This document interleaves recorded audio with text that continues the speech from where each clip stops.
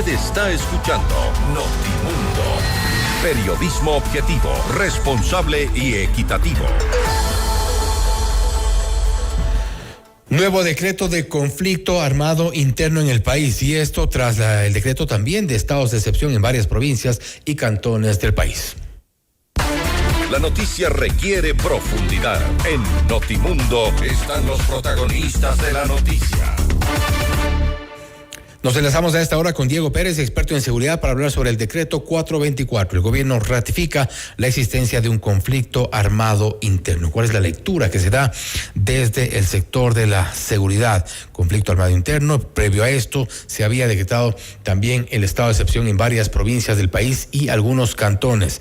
Venimos hace poco también de un toque de queda, y la situación de la delincuencia parece no haber cambiado en el país. Diego, gracias por estar con nosotros. Fausto Yepes le saluda, bienvenido. Fausto, buenas noches y muchísimas gracias por la invitación. Me parece que hay una reiteración sobre las mismas herramientas que se han venido utilizando, ¿no? Y esto creo que tendría un cariz de necedad si es que en este último decreto no se hubieran incorporado dos disposiciones que a mí me parece que son claves para entender este nuevo contexto, ¿no? La primera es el otorgamiento de inmunidad previa, para ponerlo de alguna forma, a quienes en cumplimiento de sus misiones tengan que hacer uso letal de la fuerza.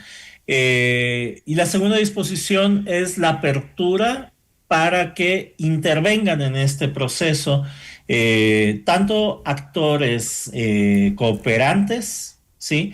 Pero también habla de la posibilidad de que se involucren actores civiles cooperantes, ¿no?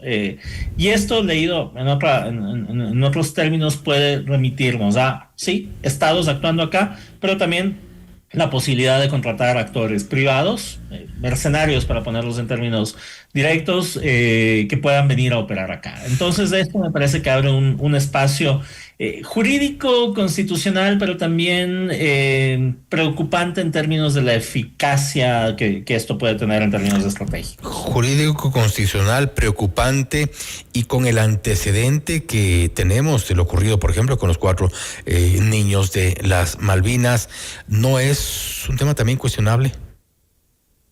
Sí, desde mi perspectiva, no solamente que es cuestionable, sino que es riesgoso, incluso en términos de del mismo sentido de la preservación de la estatalidad, ¿no? Es decir, el Estado bajo esta pretensión estaría cediendo en el monopolio legítimo de la fuerza a un tercero, un Estado cooperante o un actor privado cooperante, para controlar un espacio que además se presume debería ser controlado, contenido por nuestras Fuerzas Armadas, por nuestra policía. Ahí me parece que hay un discurso grave también frente a estas instituciones,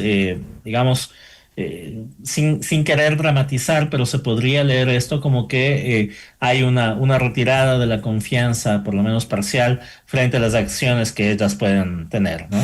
Estamos cayendo en una dependencia de los estados de excepción, dependencia de los decretos excepcionales, de estos momentos supuestamente extraordinarios. Se esperaba también que el primer conflicto armado interno era un momento distinto, extraordinario, quizá de hecho excepcional, con el cual tomaban algunas acciones. Pasó esto y hoy volvemos a un estado similar. ¿Estamos creando una dependencia?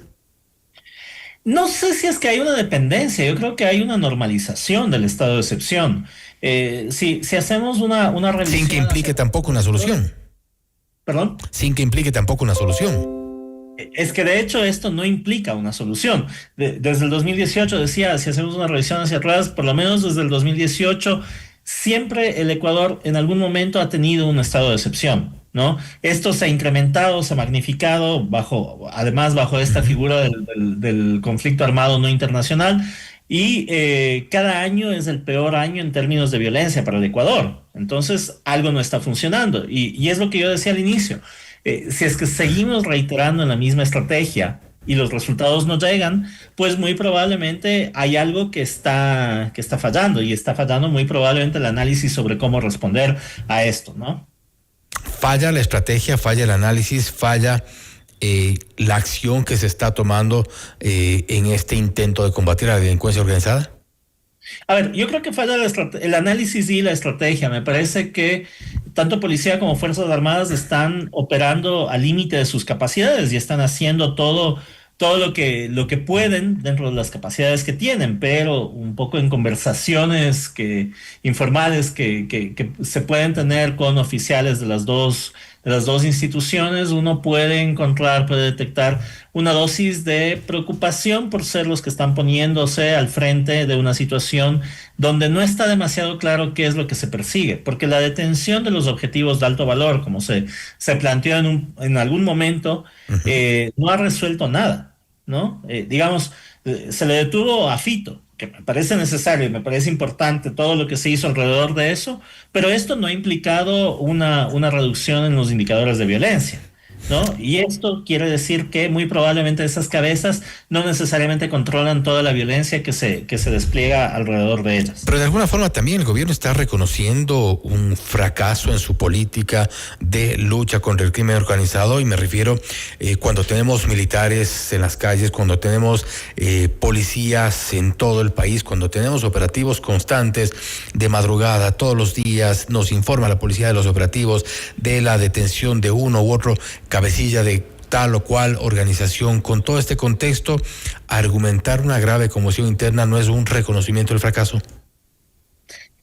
En algún contexto lo sería. Creo que en este contexto del Ecuador del 2026 el gobierno no va a reconocer ningún error, peor aún el fracaso. No lo ha reconocido y no lo va a reconocer, pero el hecho como tal, el decreto 424, ¿no es un reconocimiento de eso?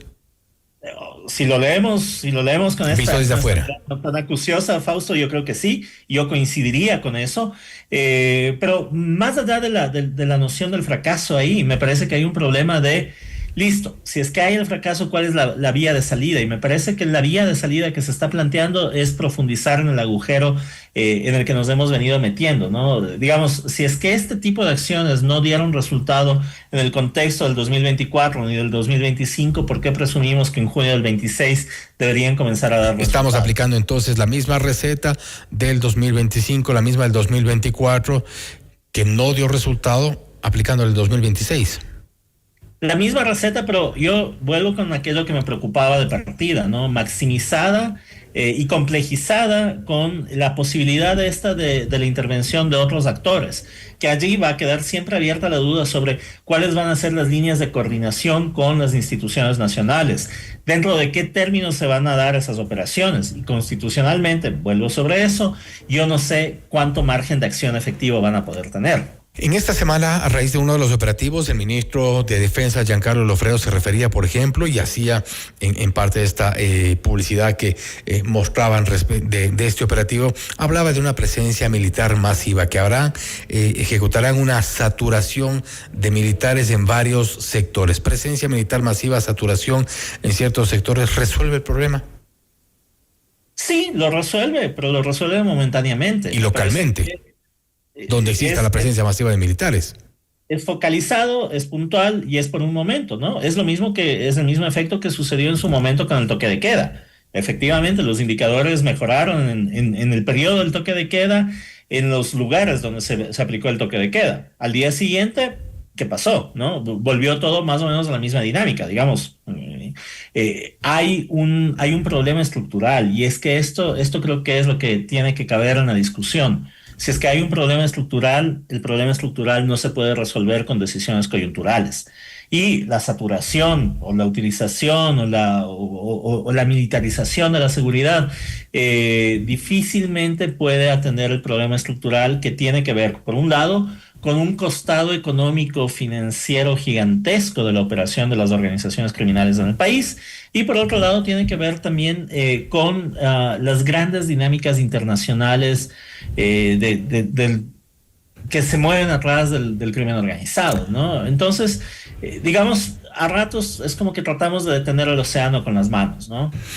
Y finalmente, Diego, Esta intervención internacional anunciada con todas estas garantías que se está entregando, garantías de inmunidad para quienes intervengan en este tipo de operaciones dentro del conflicto armado interno decretado ya por el presidente Noboa, esta intervención internacional de alguna forma ayudará quizá a aterrizar en la estrategia que está aplicando el gobierno.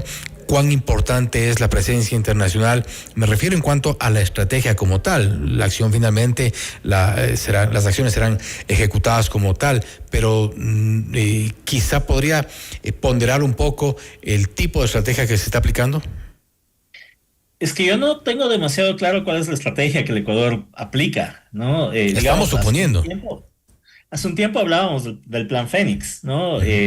Ahora ni siquiera entra esto en la discusión, pero me parece que nos mantenemos en una lógica de aplicación de una estrategia territorial muy clásica, muy westfaliana, muy de la noción de la confrontación, Estado contra Estado, enfrentándonos ahora a una nueva dinámica donde vemos que la operación que hace un actor ilegal en el centro de Quito, pasado mañana se traslada al centro de Robamba o el centro de Ibarra y los actores, ¿sí?, tienen una movilidad muy amplia, tienen muchos recursos y tienen sobre todo, y esto creo que no es menor, tienen la capacidad de reclutar a cualquier cantidad de gente que viene de zonas carenciadas, que viene de zonas donde históricamente el Estado no ha estado presente, no en este periodo, sino de toda la vida, ¿no? Porque estos chicos que fueron los sicarios de ayer, tenían padres y tenían abuelos y tenían gente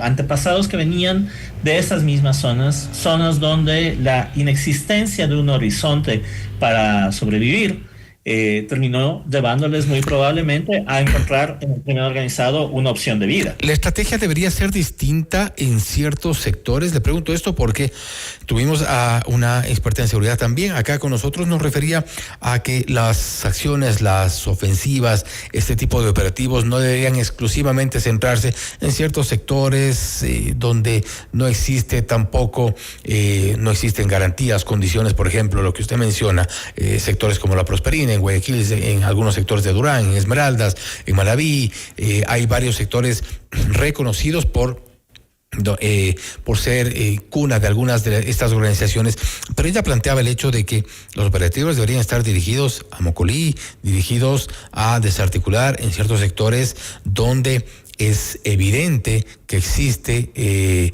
parte de estas economías criminales que financian a los de abajo. Si es que recordamos a Vladimiro Álvarez Grau, él decía, ¿dónde está la plata, no? Y yo creo que esa es la pregunta que hay que hacerse, ¿dónde está la plata? Hay que comenzar a recorrer, a rastrear y a tirar ese hilo del dinero y del financiamiento, porque efectivamente tenemos todas estas dinámicas económicas detrás, ¿no? Para poner la otra parte del otro lado de esto mencionado sobre Mocolí, ¿no?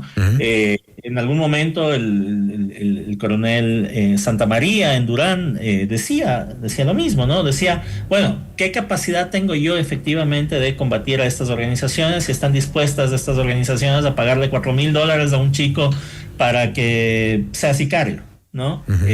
Digamos, la dinámica de juego termina siendo muy desequilibrada, muy asimétrica, y sobre todo termina generando unos vacíos tan dramáticos que el exclusivo uso de la fuerza no va a lograr contener y no va a lograr desincentivar a estas organizaciones. Y yo quiero ser enfático, no digo que no se tiene que utilizar la fuerza, pero creo que necesitamos pensar cuál es la mejor forma de utilizar la fuerza que existe. Creo que es importante sobre todo mantener la estrategia, enfrentar al crimen organizado con estrategia, algo que hasta ahora, hermanos, no lo vemos tan claro y esperamos verlo, por supuesto. Gracias nuevamente, Diego, por haber estado con nosotros. Muchas gracias, una buena noche. Diego Pérez, experto en seguridad, hablando sobre el decreto 424. El gobierno ha ratificado la existencia de un conflicto armado interno. Esto es Notimundo Estelar, siempre bien informados. Usted está escuchando